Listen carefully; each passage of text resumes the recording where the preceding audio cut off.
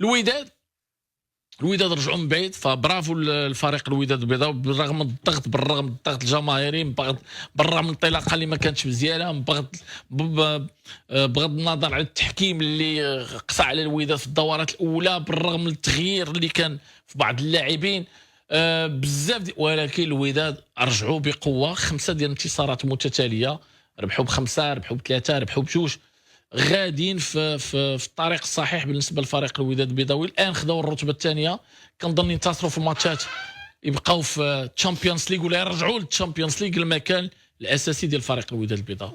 وشوف الوداد داكشي اللي كنا كنقولوا شحال هذه هو اللي تاكد، خاص الوقت وخاص الناس تصبر، خاصنا نفهموا واحد المساله اللي يعني ربما لا في الرجاء لا في الوداد هذاك الضغط احيانا كيكون، ماشي احيانا بل مرات كثيره كيكون الضغط اللي هو سلبي. يعني دابا 4 5 ديال الدورات كنا ولينا كنقولوا لا الوداد وهذا وما ولكن ها هو بان بعد توالي الدورات ومني فهموا كوين الدوري الاحترافي مزيان ودارت صحات.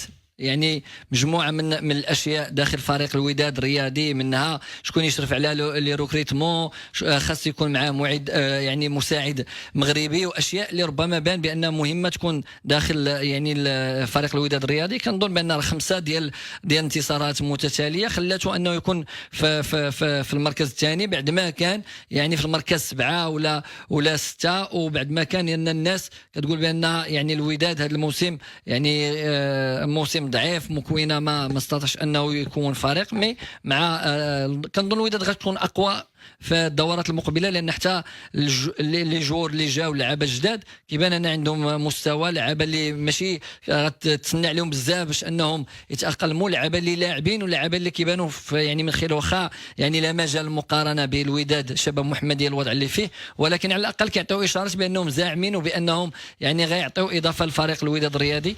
كنظن يعني مكوينه غادي في الطريق الصحيح لحد الساعه، باش انه الموسم الاول ديالو الى كان في يعني المركز الثاني، فبالنسبه لي موسم اللي ناجح، لان باش تجي في موسم تحيد جميع اللاعبين، تجيب 19 لاعب وتعاود تجيب عاوتاني 8 اولاد في الميركاتو الشتوي باش تكون فريق قوي وتجي في المركز الثاني، فكنظن بانه غادي في الطريق الصحيح.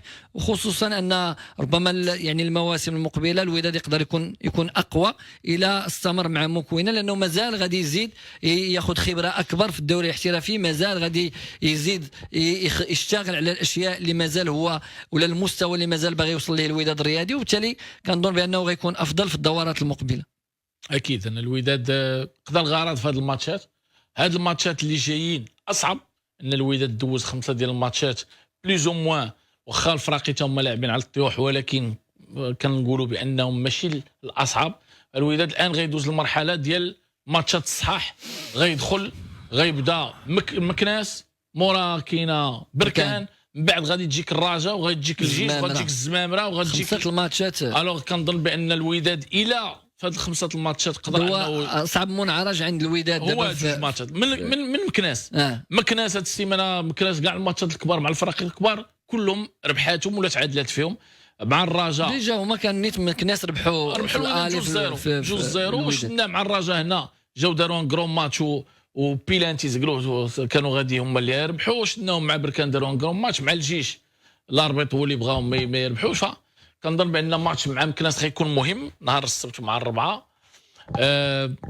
بعد غادي نشوفوا الوداد واش قاده ان تربح. الا ربحت هادو الميغي تكون دوزيام وتلعب تشامبيونز ليغ ان شاء الله، لان الوداد البلاصه ديالها هي الشامبيونز ليغ، في انتظار كاس العالم للانديه ان شاء الله، ويكون تشريف في مستوى